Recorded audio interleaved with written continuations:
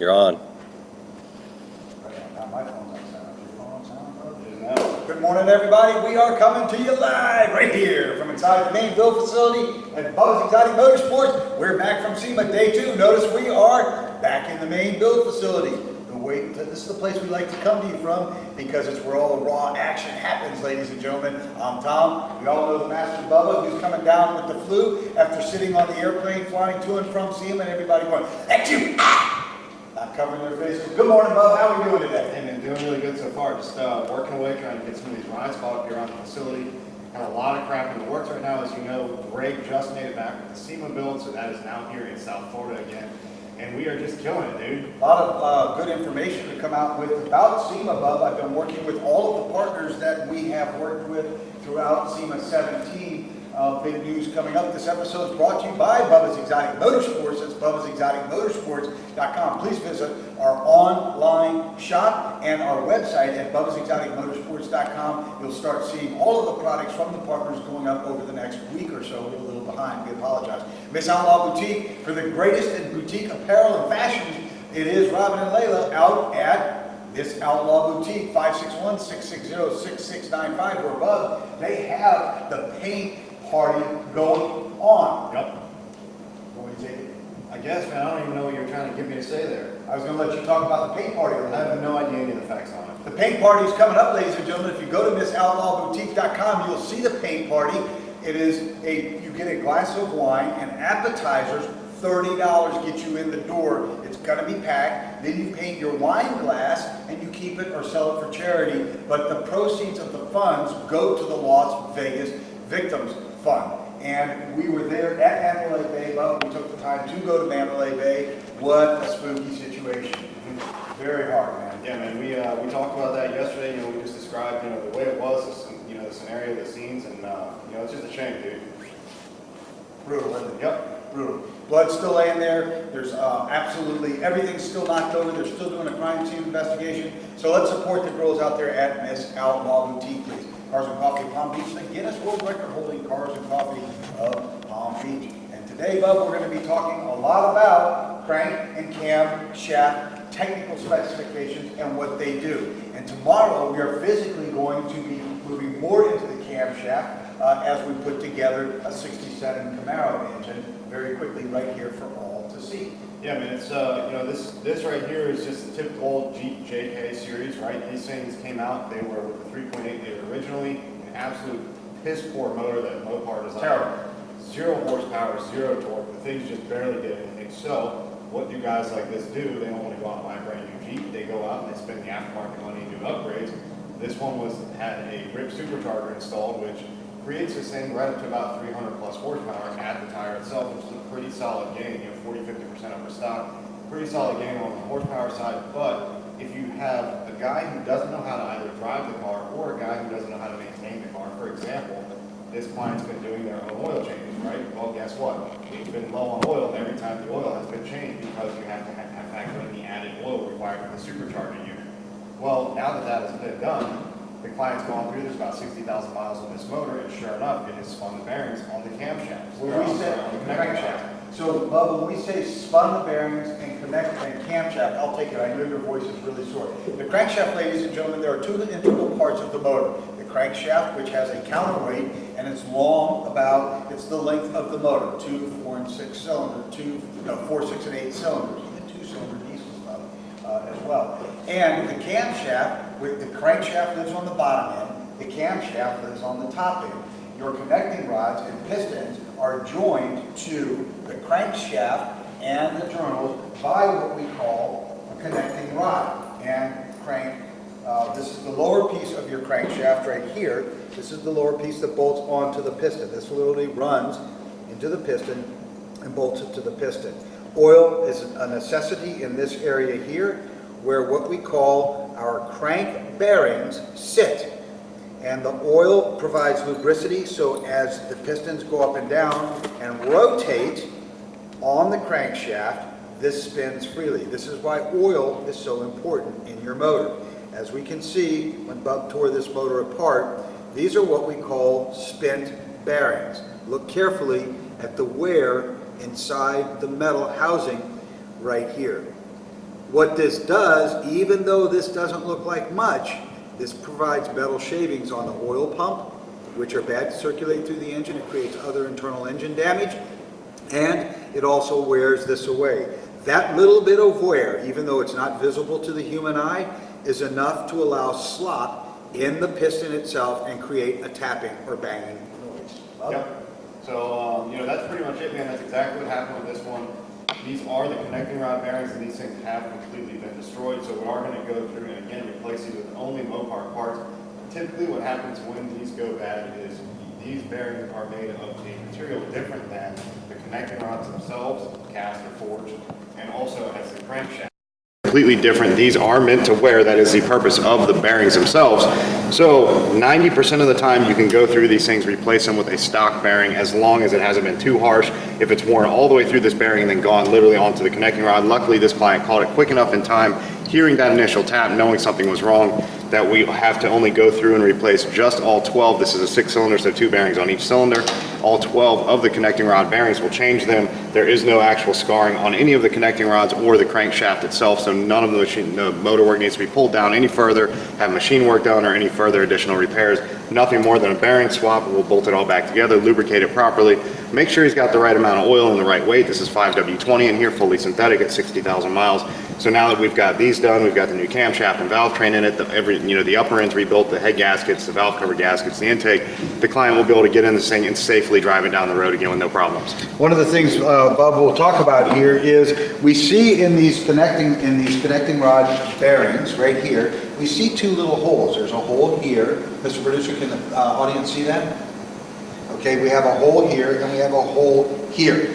What those holes are, we talk about lubricity and why oil is so important. Bubba, is there a difference in oils? Yeah, they're big time. I mean, there's a difference in any weight oil and any brand oil. There's huge differences in it, and it's all about what your motor requires depending on your temperature, where you are, your environment, what kind of driving you're doing, all the way down to that. So these little holes, Bub, provide oil. We call them journals in the automotive technical world. These little journals provide oil to the crankshaft that sits here and to the bearing cap itself. Mm-hmm. This is why oil is so important, because it is metal on metal. Yep. And the lubricity and the viscosity of the oil allows things to slide very freely, Bub. Yep, that's it. That's what it does. In this case, Bub, we're going to be talking a little bit more about this tomorrow. What do we have here? So that's actually the camshaft itself. This one is not from a Jeep. This is from a small block Chevrolet. This one here is actually another motor that we're rebuilding right here at the facility. This is from a Pro Touring car that just came in from good old great Barrett Jackson, right? The cars that look great under the lights. So this one came in. This was a professionally built, quote unquote, motor. 383 stroker motor. Brand new 383 that had, I think there's 31 miles on the thing. No chance that this thing ever ran worth of crap since the day one. So what we had found out was this one was a brand new car. Pro Touring came in from Barrett Jackson. Car that didn't run worth a crap at all. So the thing comes into us, we diagnose it, start off with your basics, check your timing, check your firing order, check your plugs, make sure you've got air, make sure you've got fuel, make sure you've got spark, all 3 things that the motor needs to fire. Checked all that, confirmed it, had to know it was something deeper because all those components were correct. Took valve covers off, checked the rocker arm. Sometimes a popped off exhaust or intake rocker will cause popping through a carburetor, which is exactly the symptom we had. It didn't run, didn't start, cranked like crap. And we found out that this thing not only had severe damage to the camshaft, but once we got deep inside of that motor and pulled the camshaft out, we found out that the #1 reason it had all of this severe damage and all of the valve to piston problems that we had and the grinding down of the actual lobes on the camshaft was the fact that the timing set was put in the motor wrong. The crank and the cam gear above one another, 12 and 6, were not at all anywhere near close to where what you would call top dead center, which is where you have your crank intake and exhaust valve, or your crank set to top dead center, #1 cylinder all the way up, and then you would have your cam set to exhaust and intake on closed valves with its timing marker. If the gear were on here, it would be at 6 o'clock, the crank would be at 12 o'clock. You line the 2 dots up, pretty retard proof. That's the way you build the motor properly. This thing was about 5 teeth off, way off, no chance the thing would ever run right. And that's exactly what caused this to wipe all the way out. The client got super lucky that it didn't destroy all the valves in the bottom side of the head, even though we did have to go through and replace a couple components in the head, redo the seats on them, and just get it up to shape, man. So we'll be assembling this tomorrow. Mr. Producer, how tight can you pull in for a clear picture on the camshaft? I want to stay by the shotgun mic.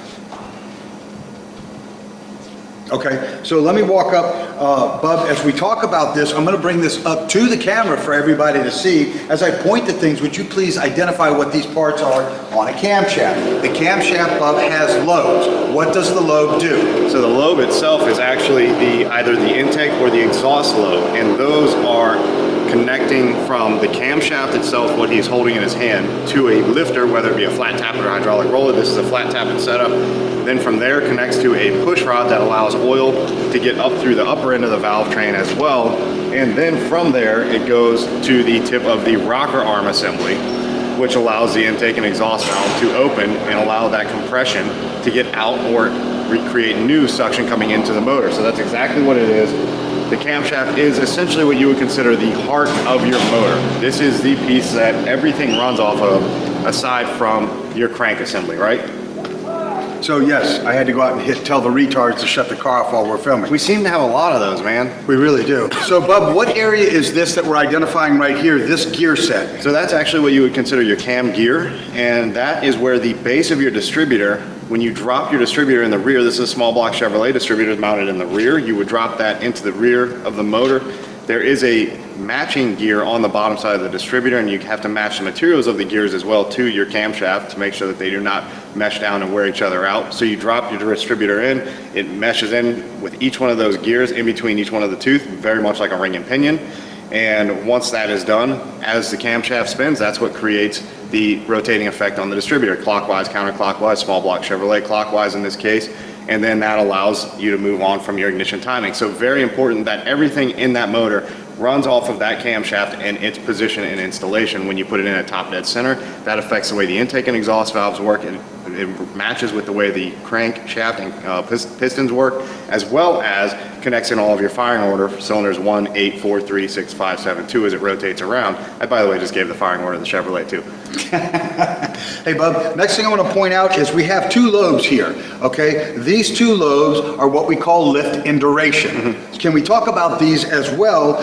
And once you identify them, I'll show them, as you're identifying them, I'll show them to the audience, but then I'll show them what happened with this camshaft. You have two lobes on there for, again, one working either cylinder. You have a total of 16 on there. That is for the 8-cylinder setup. There are 2 for each cylinder, so 16, 8 cylinders, 2 each. Intake and exhaust valve is the way that they break down. Those are the lift and duration is not only how high the peak is of those ramps on each lobe, but also the duration is how long that lobe ramp, the peak, the highest point of that, how long it is staying open on terms of the valve. So whether it be the intake or the exhaust valve, and that's where you can create and modify your power band, how much air you're letting in, how much air you're pushing out, how long you're letting the air in, and how long you're pushing the air out. So there are different camshafts for every application, whether you're building a street motor, a stock motor, rebuild, a pro stock car, a drag car. There are turbocharged cams, there are supercharged cams. There are cams for every possible year, make, model, and fitment and design of every kind of vehicle you can imagine, even doing custom grind cams if you are that good. And Bub, the camshaft itself affects the way the motor is built. That's so right. In other words, the longer the lift, the longer the duration, the more the lobe you get out of the motor. That's right. This is very important to get correct, ladies and gentlemen. When Bub designs a motor, it's typically from here forward. Yeah. In terms of body parts, this would be what to the body, Bub? That would be like the frame, essentially.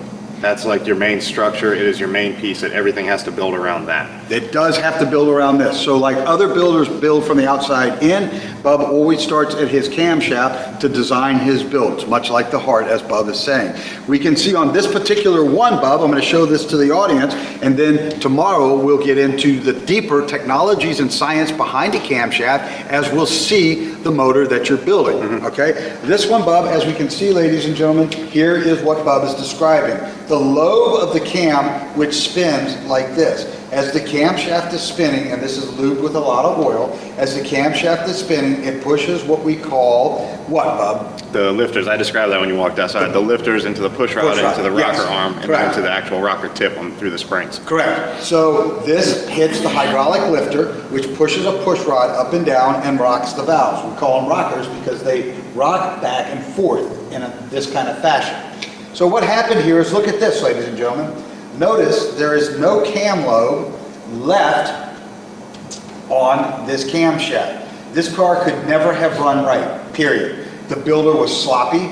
the builder was incorrect in everything he did in his approach, and it cost our client a tremendous amount of money. It did, yeah. That's a shame too for a car to, and it looks really bad on Barrett-Jackson, to be quite honest with you, because you've got a car that rolls through that clearly there was zero quality inspection time put on this car. That was nothing more than like, hey, it looks good in pictures, post it up, let's make the money. Let's be honest. Keep in mind, Barrett-Jackson charges you a 10% seller's fee, a 10% buyer's fee, plus an entrance fee. Ladies and gentlemen, if you buy anything from these auction houses, please be careful. Yeah. So many cars look good under the lights and with paint, but what you see mechanically, every year we get inundated after Palm Beach Barrett-Jackson because of work like this, shoddy workmanship. On top of which, Bub, and we'll discuss it a little bit more tomorrow, Bub started running the numbers on the motor and the pistons. And this was purported to be a professionally built 383. That's the way it was sold at Barrett-Jackson. We saw the build sheet. In fact, it's nothing more than a small block Chevrolet 350.